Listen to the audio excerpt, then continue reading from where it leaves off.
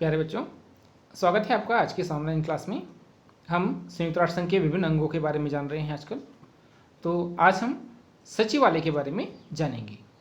मैं Arun Kumar, assistant professor political science, PG college Joshimath, आपका आज की इस ऑनलाइन क्लास में स्वागत करता हूँ।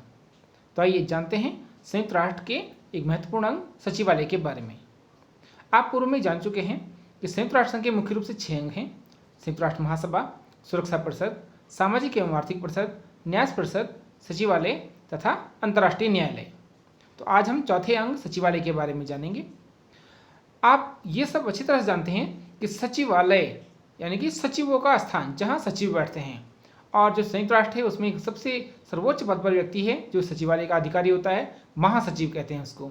वर्तमान में जो संयुक्त राष्ट्र महासचिव हैं वो हैं एंटोनियो गुटेरेस। वो पुर्तगाल के प्रधानमंत्री रहे हैं। ये जो सचिवालय है इसी में संयुक्त राष्ट्र संघ का समस्त लिखित कार्य होता है, जिसके द्वारा पूरा विश्व इसके कार्यों से लाभान्वित होता है। जो सचिवालय है वास्तव में ये एक ऐसी स्थायी संस्था है जिसके द्वारा निरंतर संयुक्त राष्ट्र शांति तथा सुरक्षा संबंधी कार्य चलता रहता है।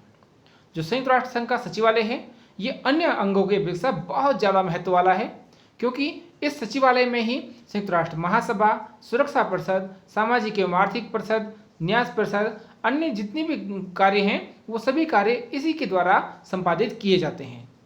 ये मुख्य रूप से कागजी कार्यवाही तथा वैधानिक कार्रवाई से संबंधित एक संस्था है। जो अधिवेशन होते हैं वास्तव में संयुक्त राष्ट्र महासभा के, वो वास्तविक अधिवेशन सचिवालय के द्वारा ही वास्तविक, स्थायी और शाश्वत रूप से उनको स्वरूप प्रदान करने का कार्य किया जाता है। जो सचिवालय होता है, क्योंकि इसमें सचिव बैठते हैं, सचिवों का निवास स्थान है एक तरह से, तो ये सचिवालय अंतर्राष्ट्रीय व्यवस्था में उसके शासन का केंद्र बिंदु है। और इसके अभाव में हम संयुक्त राष्ट्र संघ के जो सूचना है या सहयोग संबंधी जो विभिन्न केंद्र हैं उसकी कल्पना भी नहीं कर सकते। संयुक्त राष्ट्र संघ का जो सचिवालय है ये विभिन्न अवसरों पर विभिन्न सूचनाओं का आदान प्रदान करने का कार्य भी करता है। आइए इसके संगठन के बारे में जान लेते हैं। जो सचिवालय है वो संयुक्त राष्ट्र संघ का एक महत्वपूर्ण प्रशासनिक अंग है और सचिवालय में एक महासचिव तथा अन्य कर्मचारी होते हैं जो उस कार्य को संपादित करते हैं। महासचिव की नियुक्ति 5 वर्षों के लिए सुरक्षा परिषद की सिफारिश पर महासभा के द्वारा की जाती है। इस प्रश्न को आप ठीक से याद भी रखिएगा, कई बार प्रश्न पूछ लिया जाता है एग्जाम में कि संयुक्त राष्ट्र महासचिव की नियुक्ति किस प्रकार से की जाती है या कितने वर्ष का उसका कार्यकाल होता है। तो आपने याद रखना है, संयुक्त राष्ट्र महासचिव का जो कार्यकाल है वो 5 वर्ष का होता है और इसकी नियुक्ति सुरक्षा परिषद की सिफारिश पर संयुक्त राष्ट्र महासभा के द्वारा की जाती है। संयुक्त राष्ट्र महासभा में 193 सदस्य हैं वर्तमान में, और सुरक्षा परिषद में वर्तमान में 15 सदस्य होते हैं, 5 स्थायी सदस्य और 10 अस्थायी सदस्य। 2021 में भारत संयुक्त राष्ट्र सुरक्षा परिषद का अस्थायी सदस्य है और ये अस्थायी सदस्यता 2 वर्ष के लिए होती है। जो संयुक्त राष्ट्र महासचिव होता है उनका वार्षिक वेतन लगभग $20,000 होता है और ये राशि बिल्कुल टैक्स फ्री होती है। इसमें किसी भी प्रकार का कोई कर या अन्य वो नहीं देना पड़ता, कर नहीं देना पड़ता, टैक्स नहीं देना पड़ता। ये संयुक्त राष्ट्र संघ का मुख्य प्रशासनिक अधिकारी होता है तथा संयुक्त राष्ट्र महासभा के द्वारा जो बनाए गए नियम या विनियम होते हैं उन्हें लागू करवाना इसी का कार्य होता है। संयुक्त राष्ट्र महासचिव सचिवालय के जो अन्य कर्मचारी हैं उनकी नियुक्ति करता है। इसके अलावा सामाजिक एवं आर्थिक परिषद, न्यास परिषद तथा आवश्यकता अनुसार संयुक्त राष्ट्र संघ के जो अन्य अंग हैं उनके लिए ये कर्मचारियों की नियुक्ति कर सकता है। वे सभी सचिवालय के ही भाग कहलाते हैं और इनकी नियुक्ति तथा सेवा की शर्तें सर्वोपरि विचार क्षमता, योग्यता और ईमानदारी के उच्च स्तरों पर की जाती हैं। मुख्य रूप से इनकी जो नियुक्ति होती है वो भौगोलिक आधार पर की जाती है, जिससे पूरे विश्व को सामाजिक आर्थिक पिछड़ेपन से मुक्ति पाने के लिए समान प्रतिनिधित्व प्रदान किया जा सके। इस भौगोलिक आधार पर नियुक्ति का जो उल्लेख है वो चार्टर में भी मुख्य रूप से किया गया है। अगर हम बात करें संयुक्त राष्ट्र महासचिव के बारे में, तो कोफी अन्नान एक ऐसे संयुक्त राष्ट्र महासचिव हुए हैं जिन्होंने उप महासचिव के पद की भी व्यवस्था की थी। आपको एक बात और याद रखनी होगी कि जो संयुक्त राष्ट्र महासभा है जिसकी सिफारिश पर संयुक्त राष्ट्र महासचिव की नियुक्ति होती है, उसमें प्रतिवर्ष सितंबर में एक सम्मेलन आयोजित किया जाता है। और इस समय 2021 का जो सितंबर का महीना आएगा, वर्तमान में मोहम्मद साहिब जो मालदीव के विदेश मंत्री भी थे, उनकी नियुक्ति इसके अध्यक्ष के रूप में की गई है। यानी कि एशिया का व्यक्ति मालदीव से वो संयुक्त राष्ट्र महासभा का 2021 में अध्यक्ष है और वो सितंबर में होने वाले अधिवेशन की अध्यक्षता करेंगे। सचिवालय में नियुक्ति के पश्चात जो भी व्यक्ति वहां नियुक्ति पाता है वो सचिवालय का कर्मचारी होने के साथ साथ ही विश्व का नागरिक भी हो जाता है और उसकी पूरी निष्ठा सचिवालय के प्रति ही होती है। सचिवालय एक बहुत बड़ा संगठन है जिसमें लगभग 9000 कर्मचारी, 8900 कर्मचारी सीधे सीधे कहें, और समय समय पर कुछ अन्य अस्थायी कर्मचारियों की नियुक्ति की जाती है। लगभग 9000 कर्मचारी नियमित रूप से वहां पर नियुक्ति पाते हैं और वहां कार्य करते हैं। जो संयुक्त राष्ट्र का सचिवालय है इसका एक बृहद विशाल प्रशासनिक तंत्र भी पाया जाता है जिसके अंतर्गत मुख्य रूप से 8 विभाग हैं। आपको ये ध्यान रखना होगा, संयुक्त राष्ट्र संघ का जो सचिवालय है इसमें कितने विभाग हैं? इसमें 8 विभाग हैं। पहला विभाग सुरक्षा परिषद संबंधी कार्य को करता है।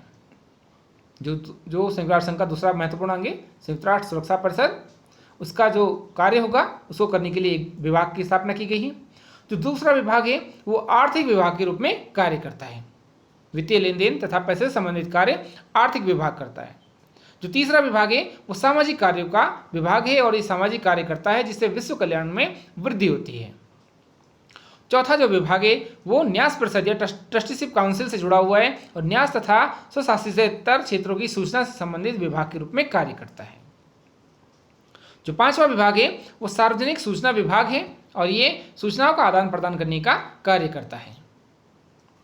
जो सचिवालय का छठा विभाग है वो है सम्मेलन तथा सामान्य सेवा विभाग।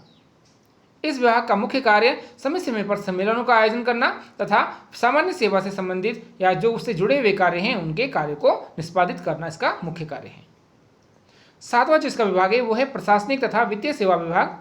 इसका मुख्य कार्य प्रशासनिक कार्यों को करना होता है तथा समय समय पर वित्तीय अनुदान सेवाएं तथा वित्त की व्यवस्था करना और उनका समय समय पर वितरण करना इसका कार्य होता है। जो आठवां और अंतिम विभाग है वो है विधि विभाग और ये विधि विभाग मुख्य रूप से अंतर्राष्ट्रीय न्यायालय से जुड़ा हुआ है और ये विधि संबंधी परामर्श देने का कार्य करता है। तो जो सचिवालय है इसमें आप सभी समझ गए होंगे, इसमें जितने विभाग होते हैं प्रत्येक विभाग में एक अध्यक्ष होता है एवं एक उप महासचिव होता है और उसके नीचे अनेक निदेशक होते हैं और उनके नीचे सचिवों की नियुक्ति महासचिव के द्वारा की जाती है। तो एक तरह से एक पिरामिड नुमा ढांचा इनका बना होता है।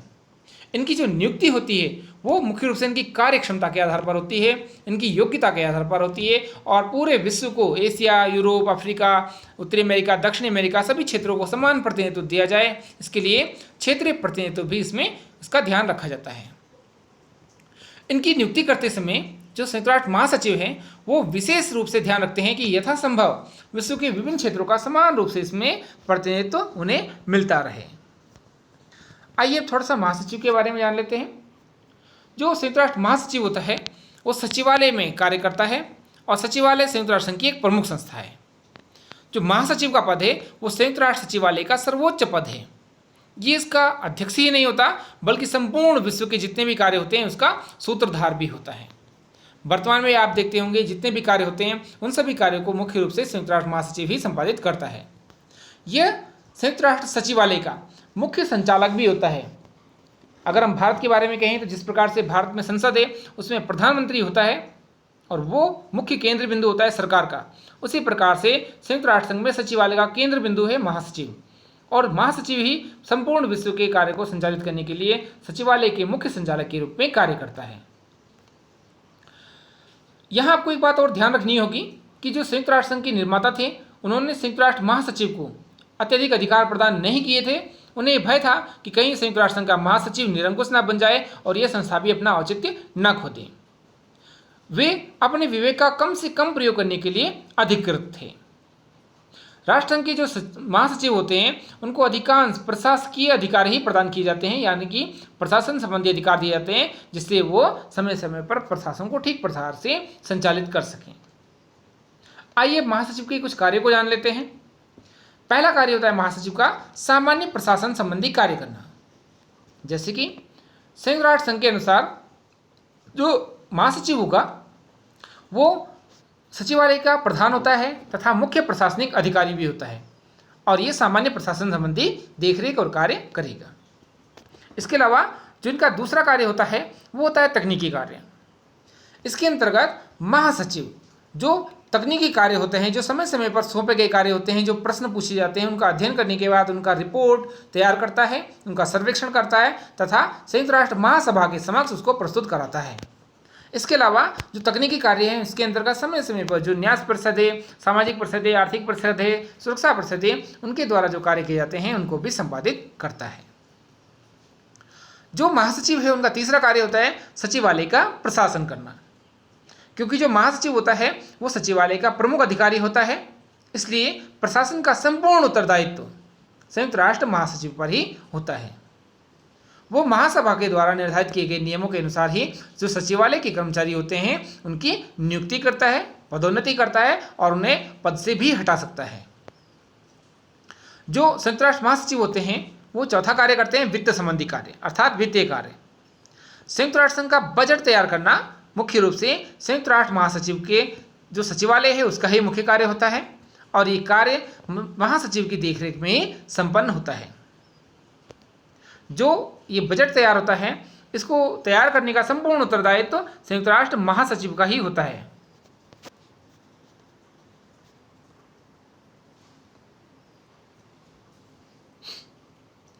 जो संयुक्त राष्ट्र महासचिव हैं उनका जो छठा कार्य होता है वो प्रतिनिधित्व का कार्य होता है या प्रतिनिध्यात्मक कार्य होता है।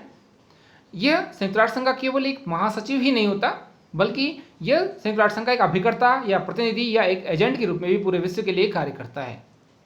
विभिन्न अभिकरणों और सरकारों के साथ वार्ताओं में यह संयुक्त राष्ट्र संघ का प्रतिनिधित्व करता है और संघ की ओर से ये विभिन्न संधि तथा समझौतों पर हस्ताक्षर करता है अर्थात संघ की ओर से करार भी करता है। जो संयुक्त राष्ट्र महासचिव होता है ये कुछ राजनीतिक कार्य भी करता है जिसके अंतर्गत संयुक्त राष्ट्र महासचिव किसी ऐसे मामले को सुरक्षा परिषद के सम्मुख प्रस्तुत कर सकता है जिससे अंतर्राष्ट्रीय शांति और सुरक्षा के लिए खतरा उत्पन्न हो जाता है। इस प्रकार से आप लोग समझ गए होंगे संयुक्त राष्ट्र संघ का जो महासचिव है उसकी जो भूमिका है वो बहुत महत्वपूर्ण है और ये इस प्रकार से संयुक्त राष्ट्र संघ का एक तरह से प्रधानमंत्री भी बन गया है। प्यारे बच्चों, अब हम एंटोनियो गुटेरेस जो कि संयुक्त राष्ट्र संघ के 9वें महासचिव हैं इनके बारे में थोड़ा सा जान लेते हैं। जो संयुक्त राष्ट्र संघ के महासचिव हैं एंटोनियो गुटेरेस, ये पुर्तगाल के पूर्व प्रधानमंत्री हैं। एंटोनियो गुटेरेस आपको ध्यान रखना है पुर्तगाल के पूर्व प्रधानमंत्री हैं और ये पुर्तगाल यूरोप में पड़ता है। एंटोनियो गुटेरेस को बान की मून जो कि दक्षिण कोरिया के थे उनकी जगह पर 1 जनवरी 2017 को संयुक्त राष्ट्र संघ का मुख्य अधिकारी के रूप में संयुक्त राष्ट्र महासचिव चुना गया था और वर्तमान में ये दोबारा से अपने दूसरे कार्यकाल के लिए अपना कार्य संभालेंगे। 17 से 2022 तक इनका कार्यकाल है और ये फिर से 2022 से 27 तक अपना दूसरा कार्यकाल संभालेंगे, क्योंकि प्राय ये देखा जाता है संयुक्त राष्ट्र संघ में जो महासचिव एक बार रहा है वो प्राय दूसरा कार्यकाल अवश्य उसे पूरा करता है। तो लगभग 2 कार्यकाल पूरा करने की एक परंपरा जैसी संयुक्त राष्ट्र संघ महासचिव के लिए बन चुकी है। संयुक्त राष्ट्र संघ की जो 15 सदस्यीय सुरक्षा परिषद है उसने 13 अक्टूबर 2016 को एक कमरे में, एक बंद कमरे में जो सत्र आयोजित हुआ था उसमें अंतिम रूप से एंटोनियो गुटेरेस के नाम को स्वीकृति प्रदान की थी। और जो संयुक्त राष्ट्र संघ है जिसमें 193 सदस्य हैं वर्तमान में, उन्होंने सर्वसम्मति से संयुक्त राष्ट्र महासचिव के रूप में एंटोनियो गुटेरेस का चुनाव किया। तो प्यारे बच्चों, आशा है आपको आज का ये वीडियो भी पसंद आएगा। इस वीडियो को आप एक बार और देखिएगा बार बार, और अगर कोई समस्या हो तो इसमें पॉज करके इसकी जो लिखी हुई चीज़ें हैं इनको पढ़ने का प्रयास कीजिएगा। आशा है उपयोगी होगा आपके लिए और भविष्य में लाभदायक सिद्ध होगा। आज के लिए इतना ही, धन्यवाद।